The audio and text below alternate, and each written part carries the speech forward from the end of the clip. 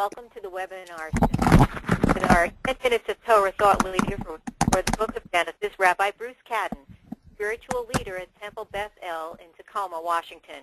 Rabbi Kadden and his wife Barbara Binder Kadden, RJE, have written extensively in the area of Jewish education, including co-authoring 3 books, Teaching Mitzvot, Concepts, Values, and Activities, Teaching Tefillah, Insights and Activities on Prayer, and Teaching Jewish Life Cycle, Traditions, and Activities. And now it's my pleasure to introduce Rabbi Bruce Kadden. Good morning for those who are on my coast, and good afternoon to those who are further east. It's an honor to have been asked to write the lead commentaries for 10 Minutes of Torah. When I received the email last winter asking me to do so, had some questions, and when they were answered, I accepted, but still didn't know which book of the Torah I'd be asked to do. When I was asked to do Genesis, I viewed it both as a blessing and as a curse, or maybe a challenge is a better word. A blessing because, of course, there's just so much in it. Some rabbis would say it's not Leviticus. And a curse because it's a challenge because so much has been written about it. How do you find, say, things that are perhaps fresh and different? So my approach is that I've always been intrigued and interested in ambiguities in the biblical text. Things that seem to be missing or unclear, and have come to the conclusion that these ambiguities are purposeful. They are there to challenge us, to allow us to read the text in a variety of ways, and to force us to struggle with the text. So now I want to look at a number of different texts from 4 of the Parshiot in Genesis, Bereshit and 3 others. So the others will be a preview of things to come. So I'm going to start with this week's parashah, Bereshit, and the Cain and Abel story. Previously to serving in Tacoma, I was rabbi for 20 years at Temple Beth El in Salinas, California. And Salinas, as you may know, is the home of John Steinbeck, author of East of Eden, which I think is the best midrash on the Cain and Abel story ever written. So I've been intrigued by this story for quite some time. And so I want to look at a few of the things in the text that present some interesting issues and questions. So at the beginning of the story, the Torah says, the man now was intimate with his wife. She became pregnant and gave birth to Cain, pronounced in Hebrew Cain, saying, both I and the Eternal have made, the Hebrew word kaniti, a man. Cain's name is explained. I and the Eternal have made a man. But right next we get, she then continued giving birth to his brother Abel. Abel became a shepherd while Cain tilled the soil. Abel's name, unlike Cain's, is not explained. So the first question I had is, why is this difference and discrepancy? Why do we have a midrashic explanation of Cain's name, connecting it with the verb kaniti, to make, but nothing about Abel? Usually when you have a couple of children born together, as in Jacob and Esau, both names are clearly explained. So it could be second child syndrome, or it could be that the meaning of Abel, in Hebrew Hevel, is obvious to the author, to the readers. It means mist, breath, or vanity. The same word that is used in the book of Kohelet at the beginning, all is vanity. And perhaps including the name here would, in a sense, give away the story. If we were reminded right from the outset about that aspect of Abel, that was the meaning of his name. So those are some possibilities as to why the text didn't include an explanation of Abel's name. As we continue in the text, it says, one day in the course of time, Cain brought some of his harvest as an offering to the Eternal, and Abel too brought an offering from among the choice lambs of his flock and their fattest parts. the Eternal approved Abel and his offering, but did not approve Cain and his offering. Question here is, again, what is missing? And the answer is an explanation of why God approved Abel's offering and not Cain's. Now, some might argue that the answer is obvious because the text clearly says that Abel brought from the choice lambs of his flock and their fattest parts, whereas Cain brought some of his harvest. But I'm not sure that we can be certain that that is the reason. Perhaps that, again, the text is purposely ambiguous. And I would also question whether God is really that petty that God would prefer an offering that for the reasons that the text seemed to say. And just want to share what Elie Wiesel suggests in relationship to this story and his take on the Cain and Abel story. He asked the question, did God wish to make the point even then that injustice is inherent in the human condition, that two human beings, no matter who they are or who their grandparents were, are never equal, since their duties and privileges are never the same, that therefore men could be brothers and still could not claim equal rights? Again, not to answer anything definitively, but to suggest that when we jump to the conclusion that God favored one over the other because of the offering, we're probably answering the question too quickly and not looking for other possible explanations that might teach us something. And then finally, as the story continues, we get to its, not conclusion, but the high point. Cain said to his brother Abel, then when they were in the field, Cain turned on his brother Abel and killed him. Obviously, what is missing here is what Cain said to his brother Abel. Now, the Aramaic Targum, the Aramaic early translation of Scripture, and the Septuagint, the Greek translation, offer explanations. Actually, they include what is said, come, let us go out into the field. And therefore, some have suggested that maybe at some point the Hebrew was dropped from the text by a scribe. But that is not too likely. The Midrash offers some explanations of what was said between the brothers. Genesis Rabbah says that while they agreed on dividing the land, each claimed that the temple would be built in his portion. So they were arguing about where the future temple would be built. Another explanation in the same Midrash is they were arguing about which of them would ultimately procreate with their mother Eve, since obviously they're going to need more people on earth. Rashi, medieval commentator, a little bit later, suggests that Cain picked a quarrel with Abel in order to find a reason to kill him. And while I think each of those explanations has its appeal, none really answers the question, why does the text omit the words, assuming that words were spoken? Why is it, and again, I'm assuming that they are omitted purposely, why is it that they aren't in the texts? So I'd like to offer a few possible explanations. One is that no words can justify murder. A second explanation is that nothing Cain might have said can mitigate the act of one human being killing another. A third possibility is that it is what is unspoken as much as what is spoken that can lead to conflict or murder. And finally, another possibility was that perhaps Cain did say something, but Abel did not or could not hear what his brother said, and that's what the text is reflecting by leaving out those words. And one more thing just to point out about this portion as it develops, and that is that later on, when God calls Cain to account for what he did and Cain denies his responsibility, God says, "The voice of your brother's blood cries to me from the ground."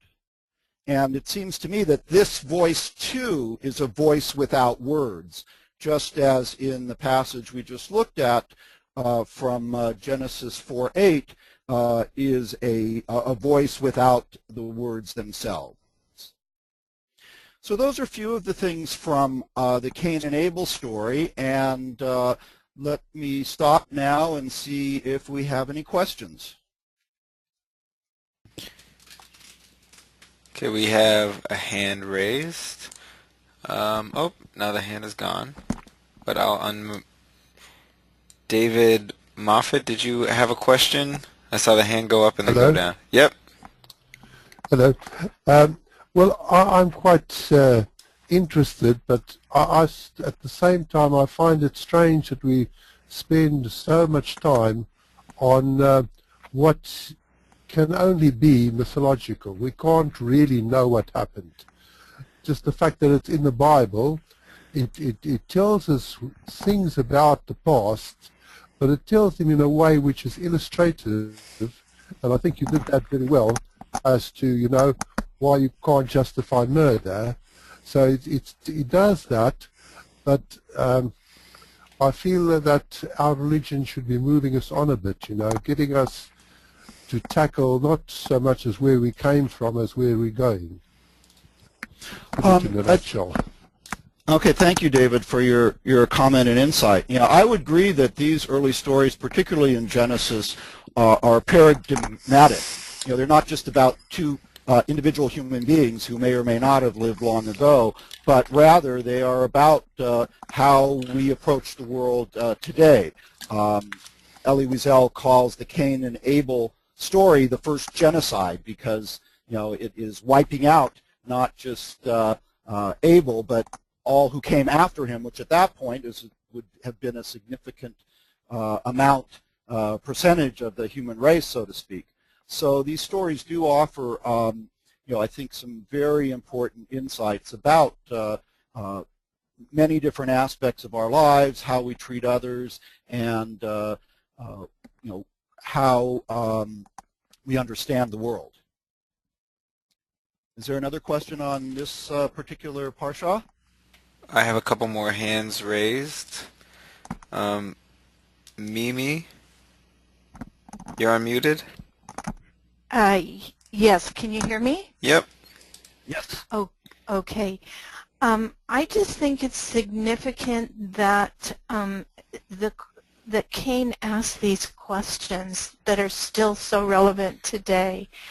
Am I my brother's keeper?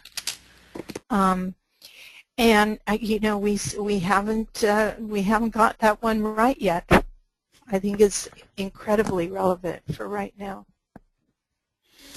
Mimi, I would agree that I mean, that's what makes these stories so powerful and meaningful, is that the questions that are raised, and I'm also very much attracted to the questions in the biblical text, and I didn't in this particular presentation focused on that question because, again, a lot has been said about it, but it still is such a timeless question in terms of reminding us of our responsibility to others, and how we need to, you know, we can't ignore what is happening to our brothers. And the word brother, of course, is not just literally brother, as it is in the Cain and Abel story, but symbolically, you know, other human beings, because at that point, Cain and Abel were, you know, two of the very few human beings on the earth.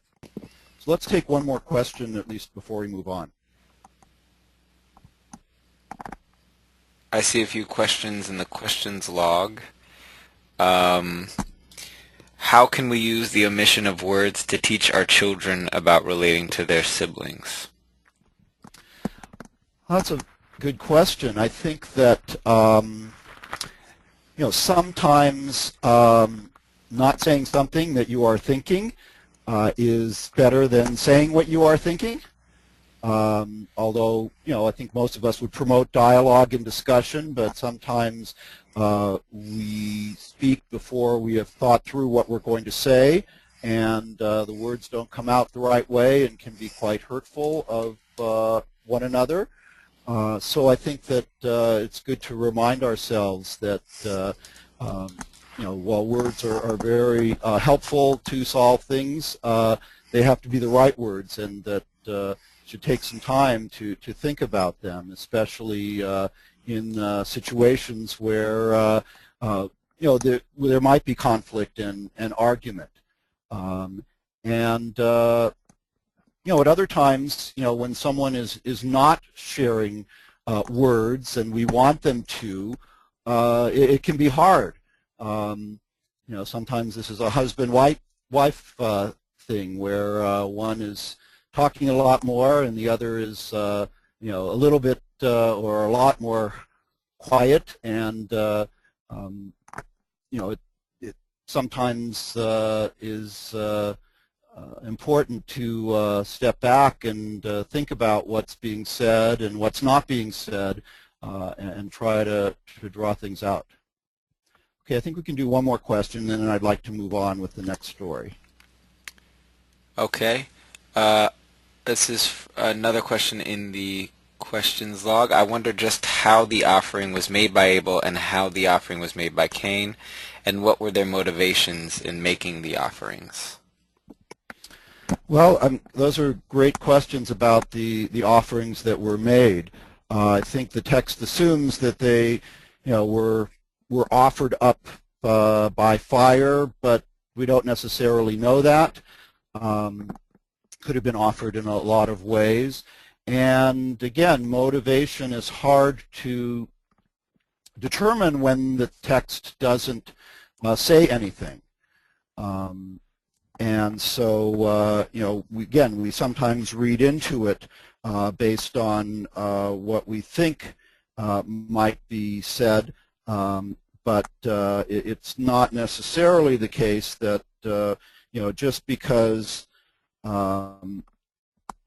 Cain, offers something more straightforward, and Abel offers, what is called the choicest lambs of his flock, that, Abel was more conscious about his offering than Cain was.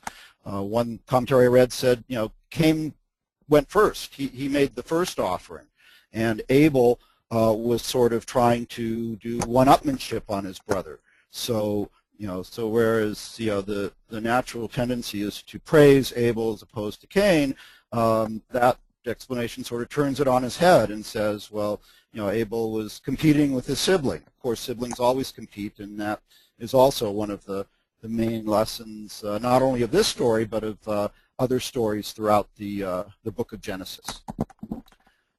Okay, so I think we will move on now to another parsha and another story, and if we have time at the end, we can take questions back on this one, but let's see. There we go. So I want to spend a little time talking about Parashat Vayera in a few weeks, and focusing on the story that in some congregations may have been read on the first day of Rosh Hashanah, the traditional reading from Genesis chapter 21, which is the birth of Isaac and the conflict between Isaac and Ishmael. As the story unfolds, it says that now Sarah saw the son that Hagar the Egyptian had born to Abraham playing. And the Hebrew term for playing here is mitzahek. But this word playing has a lot of interesting connotations biblically, and we see that there are suggestions from Rashi based on the Midrash of what this specific word might mean. First of all, the same word is used in Exodus chapter 32:6 to refer to idol worship.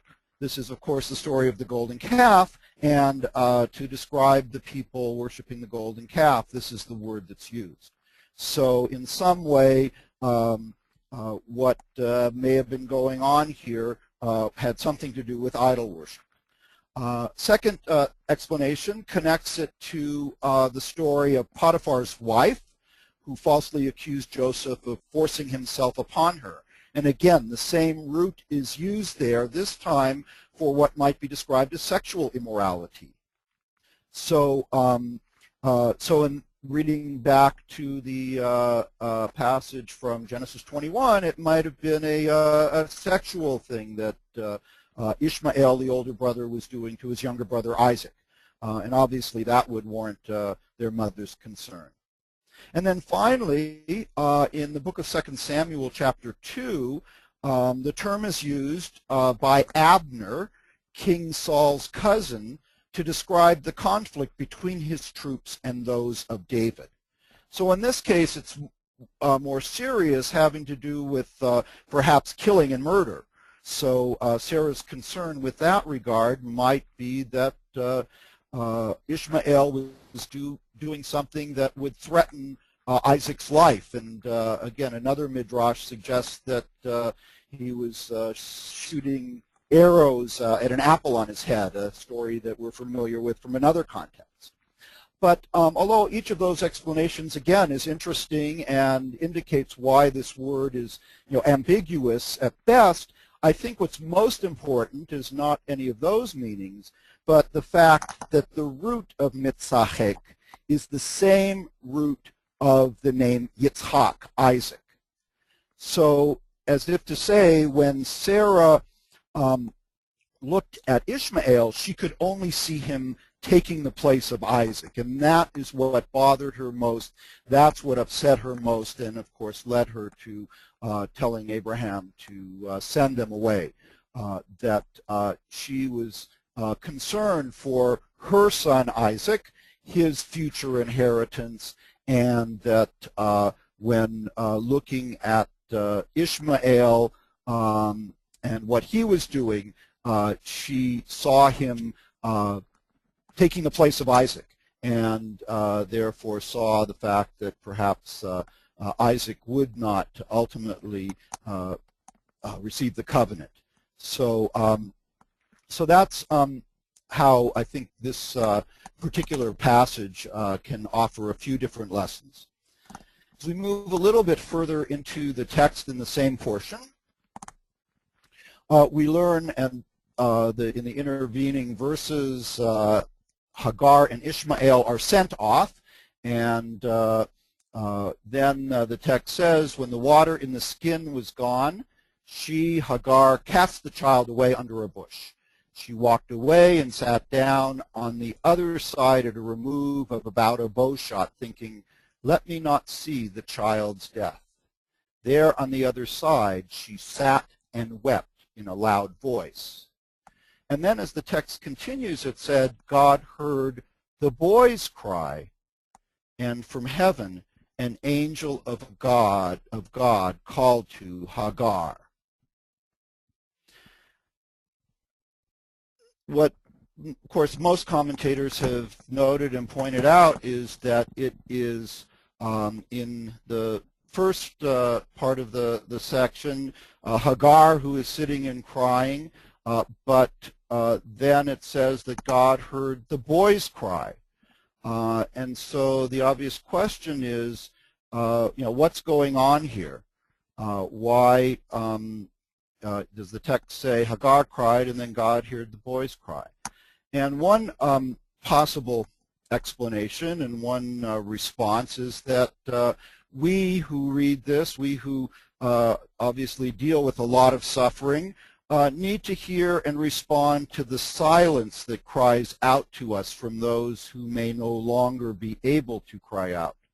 In other words, Hagar was crying, and she still had the strength to do so, but Ishmael no longer had the strength to do so. Yet God still heard his cry and responded to that. So, so sometimes the silence that is there is more powerful than the voiced cries that that people have in response to pain and suffering. So again, let me stop and see if you have some questions or comments on this particular portion in this particular story.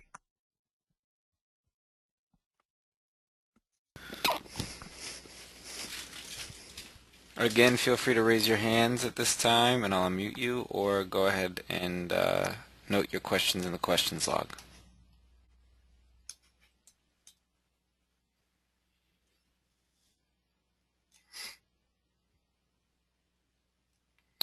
have a hand raised. Sonia? Yes. Can you hear me? Yep. Yes. Okay, great. I just wanted to say how powerful that interpretation is that Rabbi Kadden gave of hearing the silence. I mean, that is so very true. And also just share something that I've discovered in interfaith studies and in conversations of how many African American women identify with Hagar. I think that we know that Palestinians and some Arabs identify with Hagar, but within the United States, African American women identify with that, and I find that quite interesting.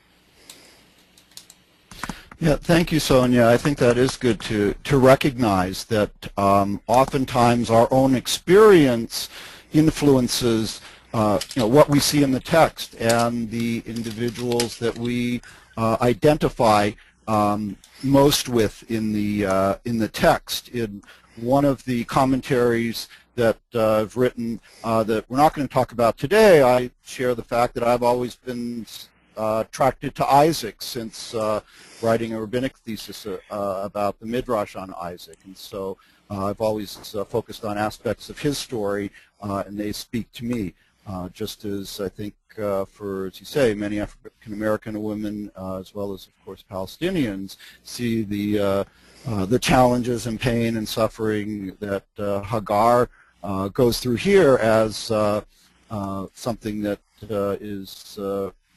responds to them and what they are experiencing in their lives. We have a question in the questions log. Where is the line between listening to those who have been silenced and speaking for them in terms of being an advocate ally without inadvertently silencing them further? Oh, that's a great question. If again, if they're not speaking, sometimes we think we know what they want to say or what they would be saying, but are not necessarily correct in doing so. So I think that the question raises a good point about being very cautious when we do that. There's also a difference between responding to someone who is silent and needs our help, support, and actually speaking for them. But when we take that step to even in responding to them, I guess we can, respond to them incorrectly. But when we speak for them, we do have to be very careful that we are, speaking words and that they want us to speak, and that B, hopefully, that will enable them to get their voice and speak for themselves. I mean, that seems like a good goal as we support those who can no longer speak or who can't speak because they're young children in certain situations. But for those who certainly can, at least theoretically, but can't at some point practically, I think it's good to remember that allowing them to be able to speak should be the goal and not other things.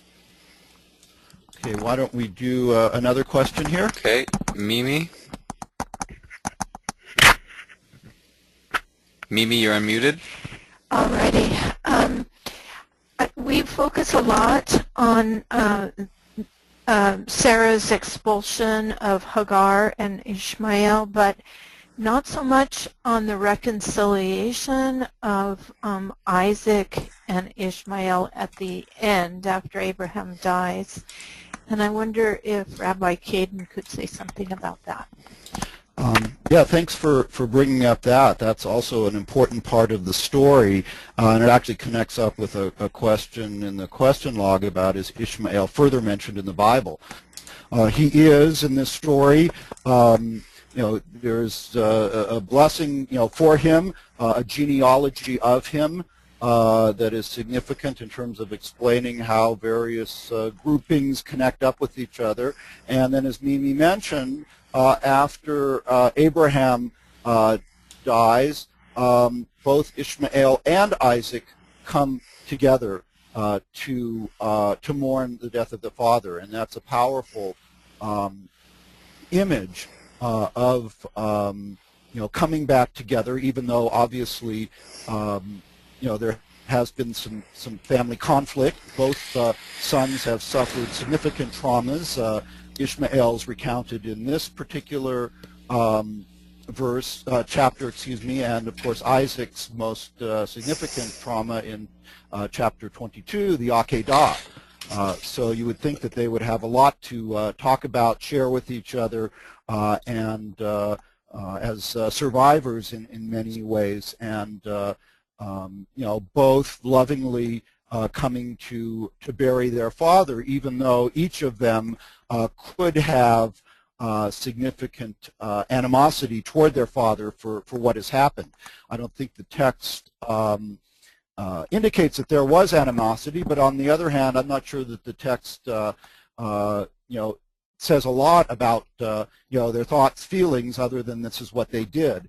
And again, that may be the important message, is that regardless of whatever animosity each of them may have had toward Abraham, that they were there doing the important, we would call it a mitzvah, and the important responsibility of burying the dead, in this case seeing that their father had an appropriate burial next to his wife Sarah, who had already passed on.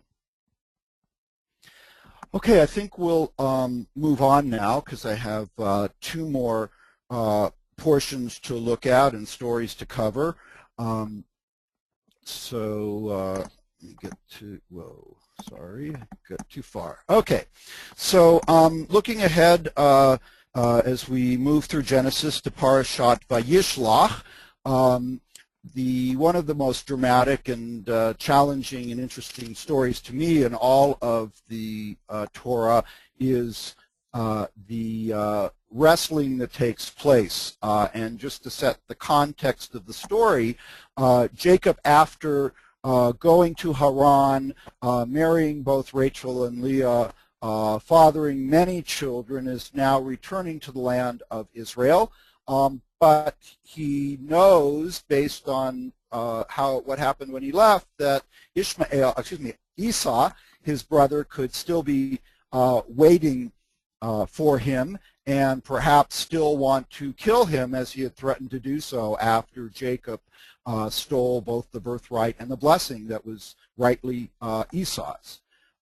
And before they actually meet up, we have this really intriguing passage that talks about it, and I'm sure you've read it many times before.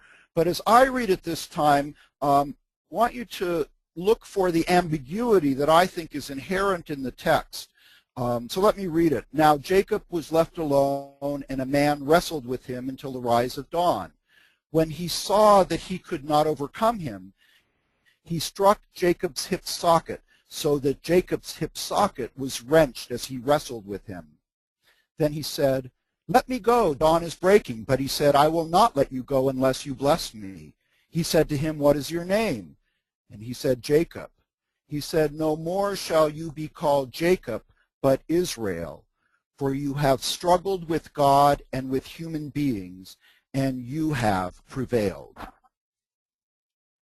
So the first question, obviously, is who is this mysterious being who wrestles with Jacob?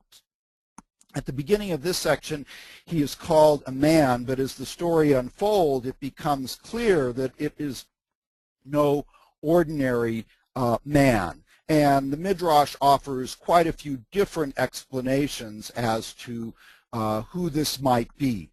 Is it an angelic being, perhaps representing Esau? So in essence, before Jacob actually meets up with Esau, he has this physical encounter with this being representing Esau, and now that that is over, he has the ability to actually encounter Esau in person. Is it an aspect of his own self? Is it a divine being? Later on, there's the suggestion it's an angel of God. So all of these possibilities, and again, I would argue that the text is purposely ambiguous in not making it clear who this being is. Also, note the confusion as you read through it. Who's who? I mean, we do get the fact that he struck Jacob's hip socket, and then later on, what is your name? And he said Jacob. But otherwise, the he's and hims go back and forth so quickly, there seems to be a confusion about, who is wrestling who. And, sometimes, those who watch wrestling sometimes know you're not quite sure who's on top, who's on the bottom, what's going on, and who really is in charge of that. So I'd like to offer a suggestion about this confusion and ambiguity about who's who, and it comes from Bill Moyers. Those who are close to my age will remember when he did a marvelous series on TV on the Book of Genesis, inviting a variety of religious leaders and some not religious leaders, but who were willing to struggle with the various texts with him. And in this particular portion, he makes this comment: I often don't know whether I'm struggling with God or with myself. And if I'm struggling with myself, I'm struggling with both the demonic and the divine in me. That's just an incredible, I think, insight. And the way I would sort of reword it in terms of ourselves is we often think we know who our opponent is, only to find out later that we were mistaken. And we sometimes think that we are struggling against someone else when we are really struggling with ourselves.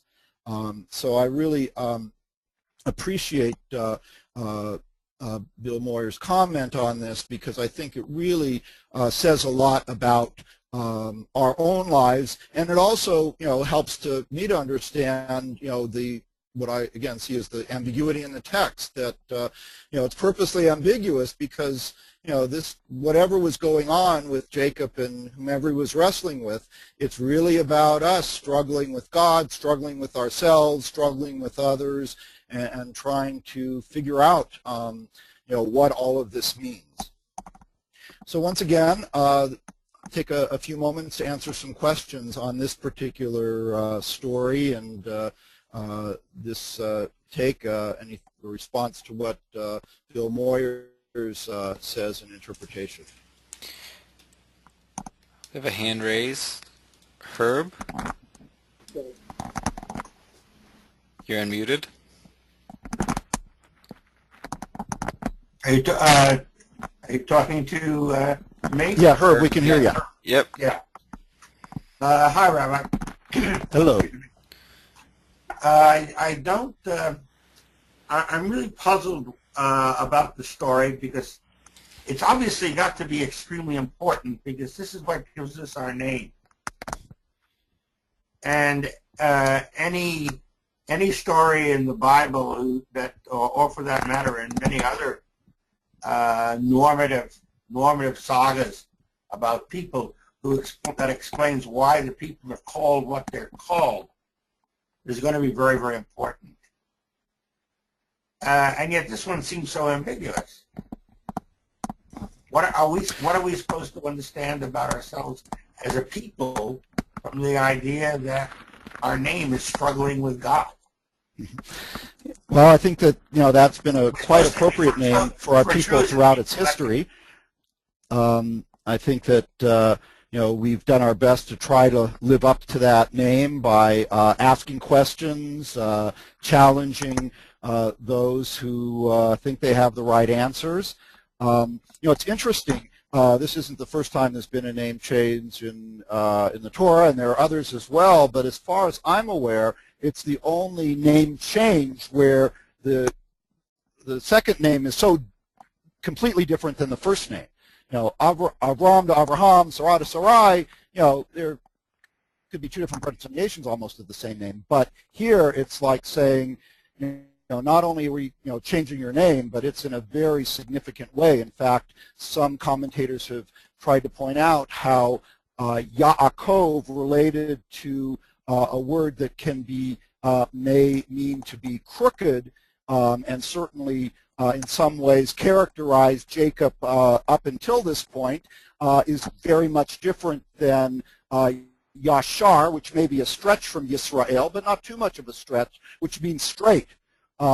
So, it's like he's going through almost a 180-degree turn in his life. Now, I would argue that it's a turn that's developed. It didn't just suddenly happen right here, but this is sort of symbolic of the fact that he has come a long way to the person who was not so kind to his brother Esau, to put it mildly, and who conspired with Rebekah to trick Isaac out, and was so not too kind to his father in that way, but now is ready to take his place and to hopefully continue to behave in ways that are more significant. So that's sort of another take. It doesn't talk about too much on the change of name. It's more personal. But I think that Herb, your point about this is who we are is definitely significant because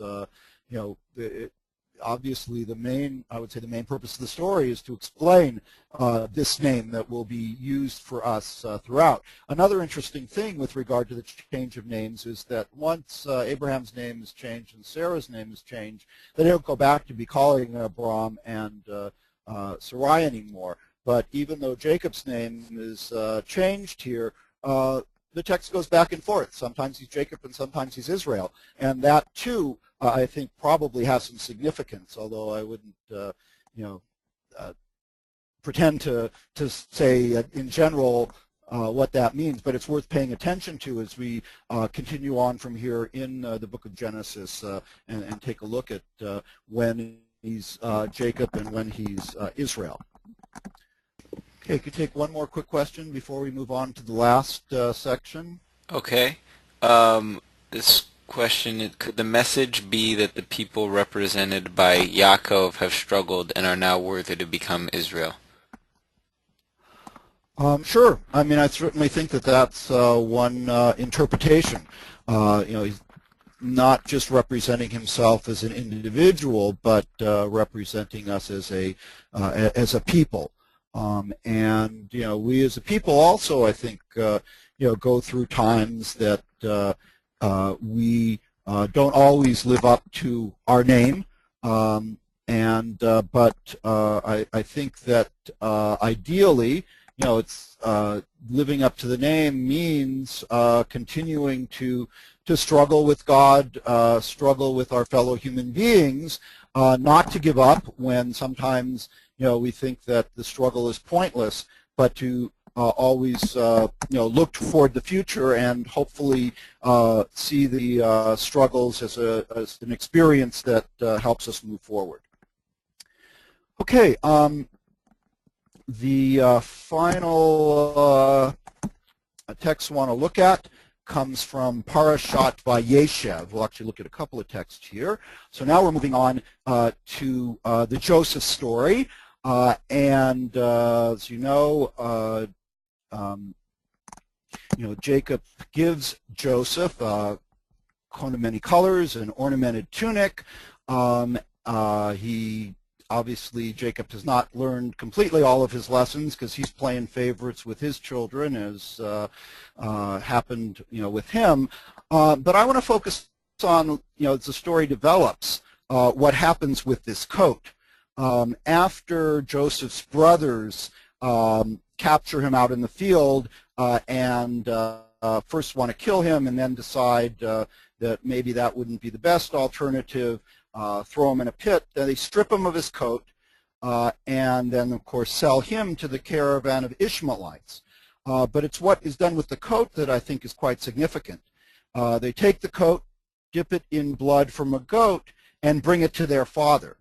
And then they say to their father, we found this. Do you recognize it? Is it your son's coat? Now, those are loaded questions, and as the biblical commentator Aviva Zornberg points out, the brothers feed him the words which he interprets, with which he interprets its meaning. So, and obviously he comes up with what is, I think, the most likely meaning, and saying that yes, it is my son, and then he goes further and says he's been torn by wild beasts. So it's not the brothers who tell Jacob that a lie that's happened. It is Jacob who jumps to the wrong conclusion, looking at the coat, but certainly, a conclusion that is based at least in part on what his sons say to him. But I think is interesting is that by jumping to this conclusion, Jacob, it never occurs to him that there could be other explanations for the bloody coat. He refuses to see its ambiguity. So he is immediately led astray by the coat, and we'd probably agree that that's the most logical conclusion when seeing that. But rather than sitting back and thinking, could there be another explanation, he just takes it and goes with that. And of course, from then until Joseph sends the brothers back toward the end of the book of Genesis, Jacob assumes that Joseph is dead, which of course we know is not the case. And this is not the end of interesting garments in this portion. When Joseph gets to Egypt and becomes part of Potiphar's household and begins working for him, I'm sure you recall that Potiphar's wife accuses him of transgression in this particular passage. On one such day when Joseph came into the house to do his work, and not one of the people of the household was there in the house, she took hold of him by his garment, saying, "Lie with me." He left his garment in her hand, fled, and ran outside. So this is what happens, and ultimately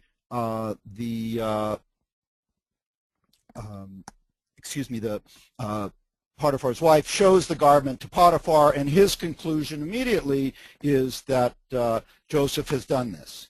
He too refuses to consider any other explanation of this. Now, of course, again, you can understand that Potiphar is going to believe his wife and going to, get rid of Joseph as the servant. But by simply accepting the explanation that is given by looking at the garment, Potiphar jumps again what we know is the wrong conclusion based on what we're privy to reading in the text, and that is that it was really Potiphar who was the aggressor in this relationship and not Joseph. Of course, that may not ultimately forgive Joseph as a servant in the household, but nevertheless, again, we see what happens when, in this case, Potiphar and then earlier Jacob jump to conclusions about two very different garments. One other thing to point out, and in the commentary on the portion, I go a little further, is that the garments couldn't be more different. The first coat is a coat of many colors, obviously, meticulous, elaborate, and in this case, it's simply called a garment throughout, and we don't know that it's special or in any particular way. So you have the contrast in the type of garment, but the same result in terms of seeing what has transpired, jumping to the wrong conclusion. So I suppose that one of the lessons from this portion in both of these stories is that we need to be careful when we jump to conclusions, that in any case, it is important to remember that there's not always just one way to interpret something, and if we latch onto a specific interpretation, we might be missing something. Okay, so let's see if there are some questions here. I think we have a few more minutes to deal with that. I have a few hands raised. Cheryl Stott, you're unmuted. All right. Well, Cheryl, can you hear us? you may not be connected to your audio. If that's the case, go ahead and note your question in the questions log, and when I see it come up, I'll relay it to Bruce. Sonia, you're unmuted. You are unmuted. I was just told I was unmuted. This is Sonia. Yes. Yes. Yes, go ahead. Yeah, okay, I'm sorry. I find that very illuminating, and the symmetry of the garments is very interesting. I want to know if Rabbi Kadden would regard the following as reasonable. It's not, the onus is not just on the person doing the interpreting, but on the people who are deliberately misleading people. I mean, we, for example, in our courts of justice have don't lead the witness. The idea is that justice will not be done if you lead someone in a certain way. I feel that people who are acting have an incredible moral, ethical burden on them to not mislead people. I think that we can look at the election year as an example. But also, if you are in a position of power and have information and you're dealing with people who don't have the information, you have an ethical burden to present that in a way that can best help them interpret what has really gone on. So as in any human action, I think that the ethical behavior rests on both parties. Oh, absolutely, yeah. The fact that, Jacob in here, Potiphar jumped to the wrong conclusion in no way exonerates the others. I mean, they have still, Jacob's sons still set this up so that he'd be likely to jump to that conclusion, and they have to bear their responsibility. But I think that again, what I think the text wants to do is to keep them from blatantly telling a lie, which I suppose would be worse than what they do in terms of presenting the garment, and allow sort of Jacob to latch on to that. But again, they need to own up to what they did, and in the last story we looked at with Potiphar's wife, she needs to also be considered responsible for what she did at misleading her husband. Is there another question? Yes.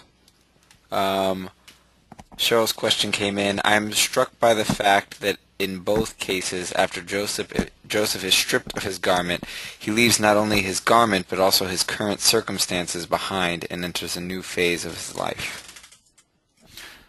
Yeah, that's a good point, that these are sort of crucial stories on his journey from the land of Israel down to Egypt.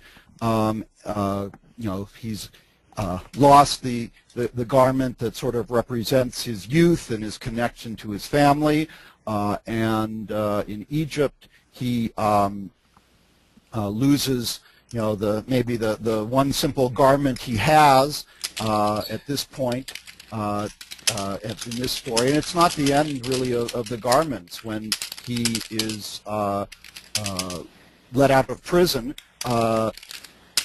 they obviously dress him up to bring him to Pharaoh, because you're not going to bring someone to interpret Pharaoh's dreams in prisoner's garb.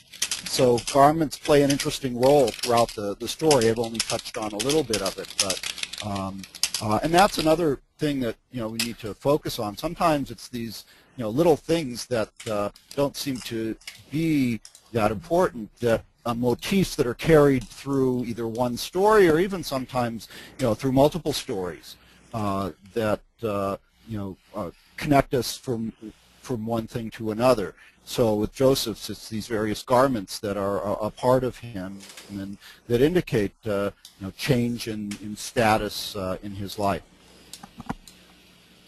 Probably have time for one more question, I think, before we have to wrap up at 11.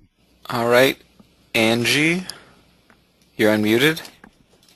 Thank you. I find it interesting that the issue of trust comes into play here.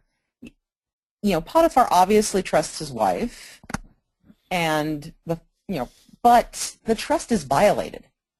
Even though they've led them to a conclusion, they have violated a trust. And, it's one of those things where they're lying or they're not lying. They are violating the trust that they have with that individual. So Potiphar's wife violates the trust that she has with him, and the sons violate the trust they have with their father. Yeah, Angie, that's a really good point. That, and again, we see that a fair amount in Genesis. That we assume that there is this trust to start with, that the actions take place, and then once the actions have taken place, know that, okay, Potiphar's wife knows pretty much from then on that her husband's going to believe her. What's the next lie she's going to tell, and the next lie, and in terms of the brothers, and that also sort of comes into play in terms of, I think, the brothers and Joseph. The main part of the story is his testing of them to see if they have changed since they got rid of him, and can he trust them to be honest. And I think part of it, and part of the challenge is not knowing, given what the brothers have done, not knowing, are they telling the truth? Is Jacob really alive? I don't think Joseph really knows that, even though he figures out quickly that they're his brothers and that they're telling him the story. But how does he know that their father's really alive? Maybe they're still lying to him and doing things to him like they did before. So, once that trust has been violated, it takes a lot to restore it. Now, you can say in the Joseph story, ultimately, it's restored between him and his brothers, but even at the end, you're not quite sure. The brothers keep being worried that Joseph's going to take revenge. When Jacob dies, that's the first thing they mention. So I would say that the trust is only partially restored at the end of the story. So I think we are out of time. I want to thank everyone for being with us, for the wonderful comments and questions. And I will sign off, and I don't know if Audrey or wants to say anything else. I think that's all. Thanks everyone for attending, and this will be part of a series, and we will definitely keep you up to date as to the forthcoming webinars. So thanks. Have a good one. Have a great day.